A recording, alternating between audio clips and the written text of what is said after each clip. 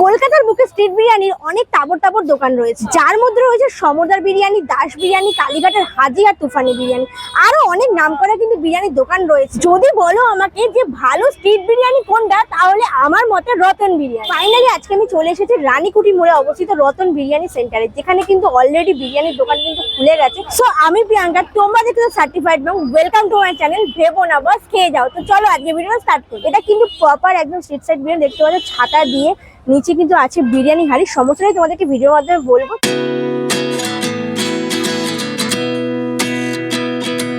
এই হচ্ছে রতন বিরিয়ানি সেন্টারের মেনু কার্ড, যেখানে তোমরা দেখতে পাচ্ছ যে সেফ রণবীর বারাত থেকে শুরু করে তোমাদের প্রিয় ফুডকা আর মির্দা সবাই কিন্তু এখানে এসে খাওয়া দাওয়া করেছে। এখানে কিন্তু মাটন বিরিয়ানি যাচ্ছে, দেখেছো প্রত্যেকটা যে কলা পাতার উপর কিন্তু ডিম দেওয়া হয়েছে, আর দাদা কিন্তু সার্ভ করে দিচ্ছে মাটন বিরিয়ানি। এইরকম একটা বড় সাইজের মাটনের পিস। এটা কত গ্রাম মাটন আছে এর মধ্যে? প্রায় 150 গ্রামের উপরে। মোটামুটি দোকানটা কি এভরিডে ওপেন থাকে? হ্যাঁ হ্যাঁ, রোজ খোলা। এটা চিকেন চাপ লেগ পিস থাকে, শুধু লেগ পিস? শুধু লেগ পিস। চিকেন কষা আছে, আচ্ছা, 2 পিস একই দাম, 2 পিস 80 টাকা।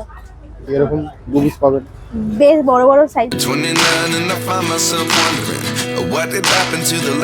ফাইনালি কিন্তু নিয়ে নিয়েছি রতন বিরিয়ানি থেকে মাটন বিরিয়ানি। জাস্ট বিরিয়ানি টেক্সচারটা দেখো। বিরিয়ানি টেক্সচারটা আমি তোমাদেরকে বলতে পারবো না যে এটা একদম কলকাতা স্টাইল, আর এটাও বলতে পারবো না এটা প্রপার ব্যারাকপুর স্টাইল, কোনোটাই না। এটা একদম রতন বিরিয়ানি স্টাইলের রতন বিরিয়ানি। তো বিরিয়ানির যে কোয়ান্টিটি সেটা কিন্তু একদম একজনের জন্য এনাফ। হ্যাঁ, এখানে কিন্তু বসে আনলিমিটেড খাওয়ার কোনো ব্যবস্থা নেই। আনলিমিটেড না দিলেও তোমাদের একজনের জন্য এই কোয়ান্টিটিটা একদম কিন্তু পারফেক্ট, আর একজনের থেকেও মনে হয় দুজনে এটা আরামে বসে খেতে পারবে। তো এই হচ্ছে বিরিয়ানির রাইস, দেখতে পাচ্ছ এখান থেকে কিন্তু গ্রেভি দিয়ে দিয়েছে, আর গ্রেভি তোমরা চাইলে যতবার খুশি নিতে পারো। আর এখানকার যে বিরিয়ানির যে রাইসটা সেটা কিন্তু বেশ একদম অয়েলি ভাবটা আছে, হালকা হালকা অয়েলি ভাব, আর মশলাদার রাইস। আর বিরিয়ানি মাটনটা দেখো, জাস্ট অবাক হয়ে যাবে। পুরো 150 গ্রামের একটা মাটন, আর এখানে যে পিসটা দেওয়া সেটা দেখো না, হারমোনিয়াম পিস দেওয়া হয়েছে। মাটন নিয়ে একটা আমাদের একটা মনে খুঁতখুঁতানি লেগেই থাকে যে কিরকম মাটনের পিস নেবে। মানে দাদাকে আমি রীতিমতো বলেছি যে আমাকে সলিড দিকে পিস দেবে, তো সলিড খুঁজে দাদা পায়নি, তো মোটামুটি এই পিসটাতে নেওয়া হয়েছে। আর যে এখানে যে আলুটা সার্ভ করা সেটা কিন্তু ছিল বেশ গোটা একটা আলু এখানে সার্ভ করে। আমি সেটাকে ভেঙে নিয়েছি তোমাদের দেখানোর সুবিধার জন্য, কারণ ভাঙতে খুব সমস্যা হয় আমার। আর সঙ্গে এখানে নিয়েছি হচ্ছে এগ। আর প্রপার এই পুরো মাটন বিরিয়ানি প্লেটটা আমার পড়েছে মাত্র 160 রুপিস। এবার এটা অনেকে বলবে এটা মাত্র কি করা দিদি। হ্যাঁ, অনেকের ক্ষেত্রে এটা মাত্র নয়, বাট 160 রুপিসে এরকম কোয়ান্টিটিতে বিরিয়ানি আর এরকম সাইজের মাটনের পিস, সেটা তো মাত্রই হলো। যাই অনেকের কাছে এইটা অ্যামাউন্টটা অনেকটা বেশি, বাট আমি বলবো যে এই বিরিয়ানিটা 160 টাকা একদম পারফেক্ট। এবার হচ্ছে টেস্ট করে খাওয়ার বেলা যে টেস্ট ওয়াইজ কেমন বিরিয়ানিটা খেতে। তো চলো টেস্ট করি। বিরিয়ানির রাইসটা তো বেশ আমার ভালোই লাগছে। আমি এরকমই একটু মশলাদার বিরিয়ানি খেতে পছন্দ করি, আর হালকা হালকা একটু অয়েলি আছে, তো খেয়ে দেখি।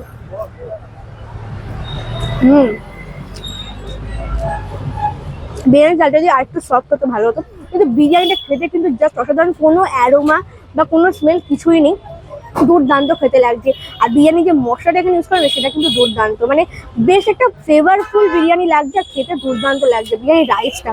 এবার তোমাদের বলবো আলুটার সম্বন্ধে। আলুটা তোমরা যদি দেখো, এটা কিন্তু একদম যে হলুদ বা একদম ব্রাউনিশ হলো ঠিক সেরকম না। আলুটা কিন্তু নরম আছে। এবার আলুটার মধ্যে তোমরা বলবে যে মশলা ঢুকেছে কিনা। আলুটার মধ্যে মশলাটা বেশ মোটামুটি ভালোভাবে ঢুকেছে। নুনের পরিমাণ একদম ঠিকঠাক, খুব যে একদম সেদ্ধ ভাব সেটা লাগছে না।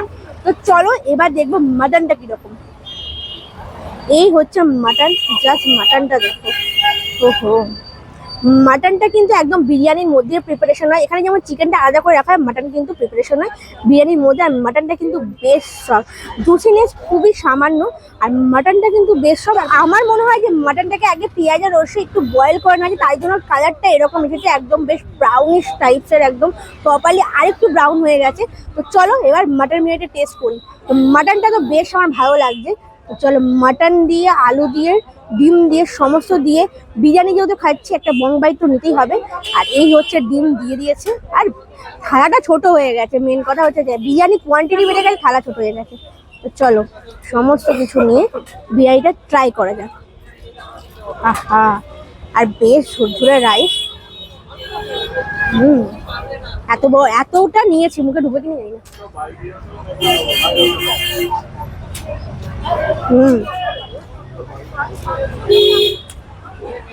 সমস্ত কিছু দিয়ে খেলে যাই মুখের মধ্যে মিলিয়ে গেছে।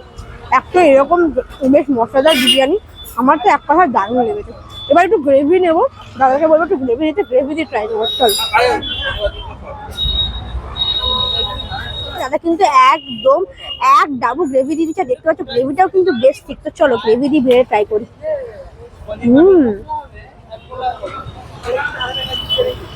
দুর্দান্ত লাগছে, বেশ গ্রেভিটা একদম হালকা ঝাল ঝাল, আর সঙ্গে এরকম মজাদার বিরিয়ানি, এক কথায় দুর্দান্ত। তো চলো আমি এবার বিরিয়ানিটা খাওয়া দাওয়া শেষ করি, এতটা এক প্লেট বিরিয়ানি আস্তে আস্তে খাই, তারপর তোমাদেরকে বাকি কথা বলছি। খাওয়া দাওয়া কিন্তু একদম কমপ্লিট হয়ে গেছে, আর আমার মুখের হাসি দেখে তোমরা বুঝতে পারছো যে আমার কিন্তু বিরিয়ানিটা দুর্দান্ত লেগেছে। এবার বলে দিই রতন বিরিয়ানি সেন্টারে আসবে কি করে, মানে এখানে এলে তো বিরিয়ানিটা টেস্ট করে তবে তো বুঝবে যে বিরিয়ানিটা কেমন টেস্ট, যে আমি সত্যি কথা বলছি না মিথ্যে কথা বলছি। যাক, লোকেশনটা হচ্ছে এই দেখতে পাচ্ছ একদম রানীকুঠি টেলিফোন এক্সচেঞ্জ, ঠিক তার নিয়ারেস্টে। মানে তোমরা যদি কেউ বাঘাযতীন ধরে আসো বা যাদবপুর যেখান দিয়ে আসো, রানীকুঠি মোড়, এই হচ্ছে রানীকুঠি মোড়। রানীকুঠি মোড়ের ঠিক একদম নিয়ারেস্ট হচ্ছে রতন বিরিয়ানি সেন্টার। দুপুর 11:30 থেকে কিন্তু একদম দোকানটা ওপেন হয়ে যায়।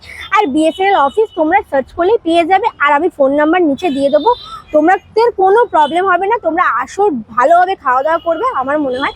তো চলো আজকে যেন ভিডিওটা এখানেই এন্ড করছি। সবাই সুস্থ থেকো, ভালো থেকো, টাটা।